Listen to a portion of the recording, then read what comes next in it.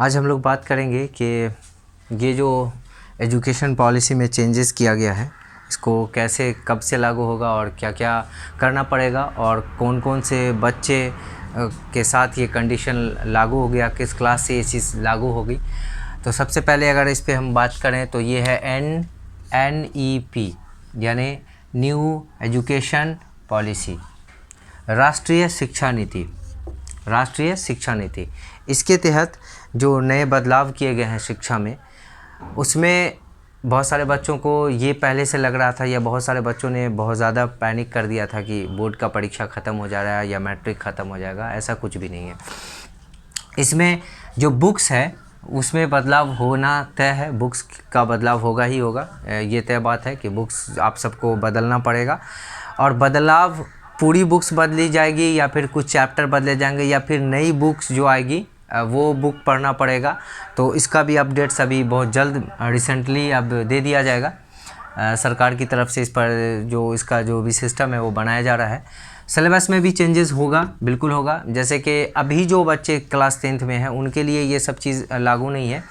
जिन बच्चों ने अभी 9th में एडमिशन लिया है तो उनसे लागू किया जाएगा, जो यानी वो जो बोर्ड का परीक्षा देंगे तो उनसे संबंधित हो जाएगा ये सारी चीज़ें। इस बार जो एग्ज़ाम दे रहे हैं उनके लिए नहीं होगा, मतलब कि नेक्स्ट ईयर से जो एग्ज़ाम देंगे उनके लिए होगा। जैसे मैथ में कुछ चैप्टर चेंज किए गए हैं। जैसे क्लास 10th में मैथ में NCERT की जो बुक है उसमें 1.1 चैप्टर हटा दिया गया, 1.4 चैप्टर हटा दिया गया है। उसी तरह त्रिकोणमिति में चैप्टर नंबर 8.3 हटा दिया गया है।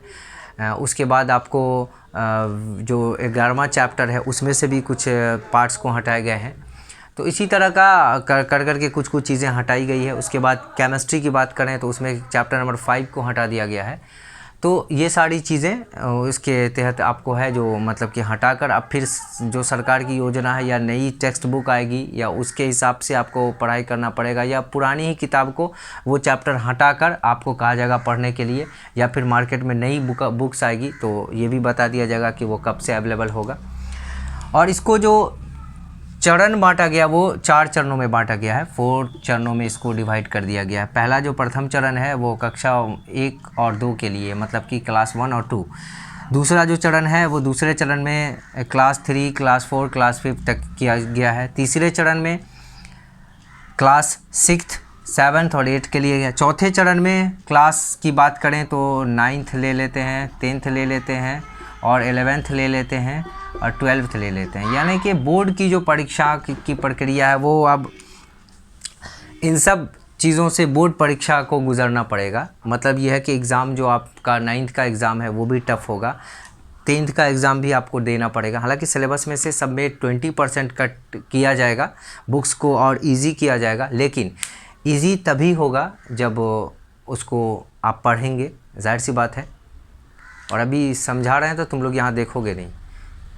तुम लोग की एक बहुत बुरी आदत है कि किसी भी चीज़ को जब हम कोई चीज़ समझा रहे हैं तो आप नहीं समझ पाएंगे, वो बात की बात है। आप 100 बार हमसे पूछें कि सर हम नहीं समझ पा रहे हैं तो आपको 100 बार हम बताएंगे। लेकिन आप जब इस तरह का भी बहुत ज़्यादा आप लोगों को मज़ा आ रहा है, हंसी मजाक सूझ रही है, ये लग रहा है कि चलो बहुत आसान है, अभी तो बहुत टाइम है, क्योंकि तुम सब में से सब भुस्कुलिया सब एग्ज़ाम एडमिशन ले लेता है। अभी तुमने देखा होगा कि मिडिल स्कूल पर जितना बकलोल गोबर सब है वो TC लेने के लिए लाइन में लगा हुआ है। बच्चों से ज़्यादा उसके पेरेंट्स को TC की फ़िक्र पड़ी हुई है। वो TC क्या समझ बैठते हैं, हमको ये बात समझ में नहीं आ रहा है कि बच्चे तो एक्साइटेड रहते हैं कि हमको TC लेना है, उसके गार्जियन का बस चले तो बच्चों का नाम 8 से डायरेक्ट 12 में करा दें, लेकिन पढ़ना बच्चों को है, पढ़ाना टीचर को है। तो उस पर जाहिर सी बात है कि तुम सबको फोकस करने की ज़रूरत है। क्लास 9th में बच्चे चले जाते हैं, उनको सिग्नेचर करने नहीं आता है। TC लेने के बाद बहुत सारे ऐसे बच्चे हैं तुम सब में से जिनको अपना नाम सही ढंग से नहीं लिखने आता है। और अगर अपनी औकात को तुम लोगों को अगर देखनी है, अभी सबको दांत खोलने में बहुत मज़ा आ रहा है, बहुत मस्ती सूझ रही है, अपनी औकात देखनी है अगर क्लास 9th वाले बच्चों को, तो सीधा है क्लास 9th की जो जीव विज्ञान की किताब है, बायोलॉजी की किताब है, उसको पढ़ कर देखो। जिन बच्चों को वो रीडिंग करने नहीं आया, समझ जाओ कि तुम्हारी क्या औकात है। और रीडिंग करने अगर आ गया तो 10th भी निकाल लोगे तुम। सबसे इजी तरीका है। जब रीडिंग करने नहीं आएगा तो जाहिर सी बात है तुम एग्ज़ाम कैसे निकाल लोगे, एग्ज़ाम कैसे पास कर जाओगे।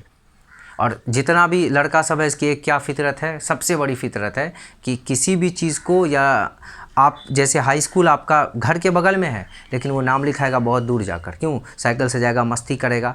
अभी 9th में जाएगा तो नया नया ड्रेस खरीदेगा, नया साइकिल खरीदेगा। ये लड़के सबकी फितरत है, तुम सबकी। लड़कियों की भी एक फितरत क्या है कि अब उसको भी वही चीज़ है कि अगर घर में के बगल में हाई स्कूल है तो हाई स्कूल के बगल में नहीं नाम लिखाएगा कोई भी आदमी, वो लिखाएगा घर से दूर। घर से दूर लिखाएगी जाकर, और बस अभी से लग जाएगी टीसी से लेके हर वो चीज़, फ़ोटो खिंचाना, हर वो चीज़ में वो लग जाएगी सुबह शाम दिन रात।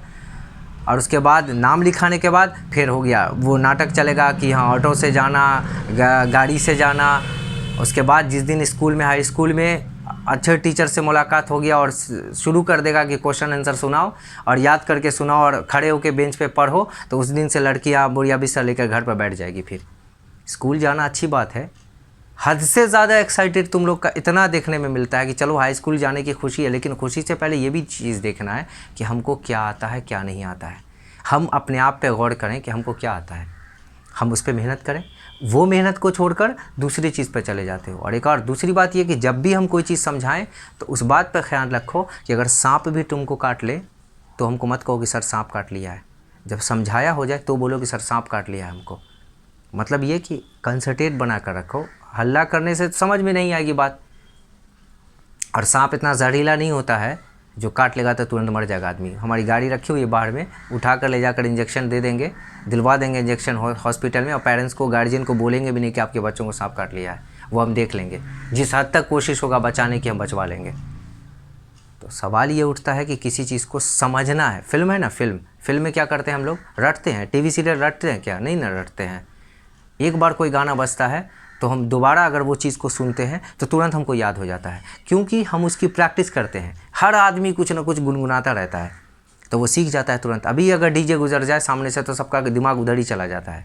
क्यों? क्योंकि गाना को वो बार बार सुनता है। फिल्म अगर एक बार तुम देख लो, दोबारा देखोगे तो उसके आगे की सीन को तुरंत बताते रहोगे कि ये सीन अब आएगा, अब गाना होगा, अब मारपीट होगा, फिल्म में ये कहानी है, अब ये है।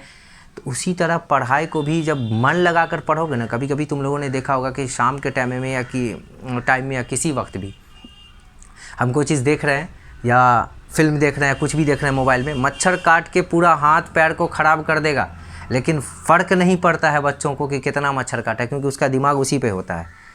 कभी पढ़ाई में ऐसा हुआ क्या कि मच्छर काट रहा है और एकदम हम एक बेहोश बने हुए हैं, आप पढ़ रहे हैं, हम कितना मच्छर खून पी गया पता नहीं चल पा रहा? ऐसा होता है क्या? नहीं होता है। थोड़ा सा मच्छर काटेगा, चट से हाथ पर मारोगे, पैर पे मारोगे कि हो कितना मच्छर है, किताब उठा कर रख दोगे। तो जाहिर सी बात है मन नहीं लगता है, किताब खोले तो नींद आने लगती है। तो कैसे होगा, कैसे ये सब चीज़ पॉसिबल होगा, उस पर थिंक करने की ज़रूरत है। लड़कियां नाम लिखा लेगी, नाम लिखा कर नानी गांव चली जाएगी, मामा गांव को मामी के साथ चली जाएगी, क्या बोलते हैं उसको, मौसी गांव चली जाएगी, दीदी के यहाँ चली जाएगी। उसके बाद 6 महीना 3 महीना बचा रहेगा तो एग्ज़ाम में आएगी। हर 2 दिन पर 4 दिन पर लड़कियों की एक फितरत होती है, 3 4 5 जो लड़कियाँ बैच में पढ़ने वाली होती है तो पढ़ती ही है, जो अच्छी लड़की है। जो लड़के अच्छे हैं पढ़ने वाले उनको फ़िक्र है, लेकिन 50% से अबव बच्चों की एक फितरत होती है कि वो नाम लिखा दिया, सब कुछ कर लिया, उसके बाद फिर चला गया दूसरे गाँव। घर पर बैठा हुआ है, क्यों नहीं आए फलां, क्यों नहीं आए रे, क्यों नहीं आए? क्योंकि हम तो कॉल कर देते हैं। नहीं, एक दिन नहीं आता तो हम किसी बच्चे को कॉल कर देते हैं, क्यों नहीं आए? तो सर मम्मी घर पर नहीं है, मम्मी खेत गई है, मम्मी बोली है घर पर रहने के लिए, मम्मी गई है बैंक, मम्मी गई है डॉक्टर के यहाँ। अरे तुम्हारी मम्मी से तुम्हारे घर को क्या मतलब है? कल को फेल करोगे एग्ज़ाम तो वही मम्मी 4 औरत के साथ बैठ जाएगी मोहल्ले टोले गली में और तुम्हारी बुराई करेगी, कहेगी कि हाँ लड़की नहीं पढ़ रही थी, रात रात भर टीवी सीरियल देखती थी, एक ज़रा पढ़ती ही नहीं थी, तो फेल नहीं करेगी तो पास करेगी। मम्मी ये नहीं कहेगी कि हाँ हमारी बेटी कमज़ोर थी या कमज़ोर होने का सबसे बड़ा कारण हम थे, क्योंकि हम जाहिर सी बात है खेत में उसको ले जा रहे थे, खेत की रखवाली करवा रहे थे। मम्मी ये सब नहीं कहेगी कि हमारी बेटी घर देख रही थी, खेत देख रही थी। सबसे बड़ी दुश्मन मम्मी ही तुम्हारी रिज़ल्ट ख़राब होने पे हो जाएगी, और जब पास करोगी तो सबसे ज़्यादा खुशी मम्मी को ही होती है। तो मम्मी 2 धारी तलवार है, मम्मी तुमको छोड़ेगी भी नहीं और तुम अच्छा करोगी तो मम्मी गले से लगा के भी रखेगी।